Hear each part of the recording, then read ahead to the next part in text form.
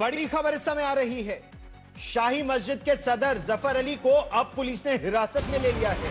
आज सवेरे ही जफर अली ने बाकायदा एक प्रेस कॉन्फ्रेंस की और पुलिस के सीओ यानी सर्कल ऑफिसर और संभल की सब डिविजनल मैजिस्ट्रेट पर सनसनीखेज आरोप लगाए और हिंसा के लिए उन्हें जिम्मेदार ठहराया।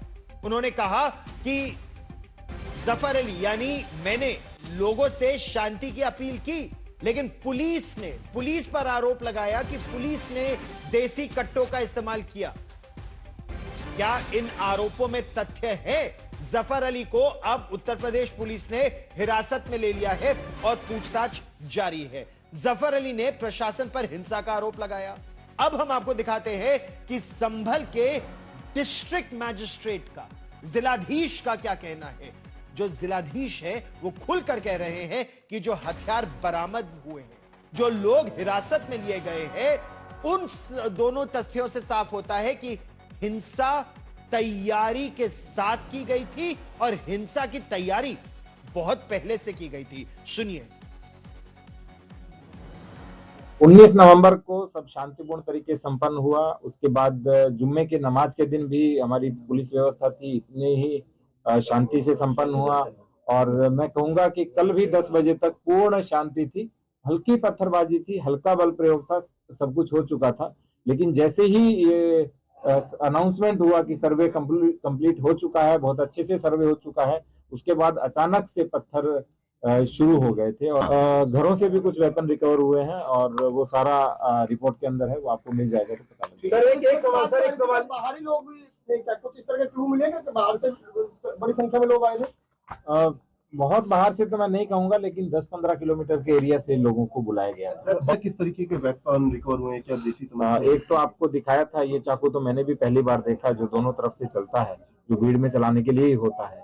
और उसके अतिरिक्त कुछ तमंचे भी बरामद हुए हैं और बाकी जो भी चीज होगी इन्वेस्टिगेशन के बाद आपको डिटेल से तो आपने डिस्ट्रिक्ट मैजिस्ट्रेट संभल की बात सुनी कि लोगों को बुलाया गया और हिंसा हुई। संभल हिंसा में एक और चौंका देने वाली बात सामने आई है। पुलिस का कहना यह है कि पुलिस ने गोली नहीं चलाई। जिन लोगों की मौत हुई है वो पुलिस की गोली से नहीं हुई है, क्योंकि पोस्टमार्टम में जो तथ्य निकल कर आए हैं वो साफ तौर पर इसी ओर इशारा करते हैं कि जो मौतें हुई हैं वो प्रोहिबिटेड बोर के हथियार से नहीं या 9mm के हथियार से नहीं हुई है। 24 नवंबर 2024 को जामा मस्जिद के सर्वेक्षण के दौरान हिंसा में 4 लोगों की मौत हुई। पोस्टमार्टम रिपोर्ट के अनुसार इनमें से 2 व्यक्तियों की जो मौत हुई है वो 315 बोर की गोली लगने से हुई है। पुलिस ने स्पष्ट कहा कि 315 बोर का हथियार पुलिस नहीं चलाती है, उनके हथियार से ये नहीं चलाया गया है। उन्होंने यह भी बताया कि मौके पर से देसी तमंचों के खोखे बरामद किए गए हैं। हिंसा के दौरान समाजवादी पार्टी के सांसद जियाउर बर्क रहमान बर्क और स्थानीय विधायक के बेटे सोहेल इकबाल के खिलाफ बाकायदा एफआईआर दर्ज किया गया है। इन दोनों पर आरोप है कि उन्होंने हिंसा को भड़काने में भूमिका निभाई है। संभल के डिस्ट्रिक्ट मैजिस्ट्रेट का कहना है कि उपद्रवियों ने अपने ही लोगों पर गोली चलाई और ऐसे में यह सवाल उठ रहा है कि क्या यह सांसद, समाजवादी पार्टी के सांसद जियाउर रहमान बर्क और स्थानीय विधायक के बेटे सोहेल इकबाल के बीच वर्चस्व की लड़ाई, खींचतान की लड़ाई का नतीजा है।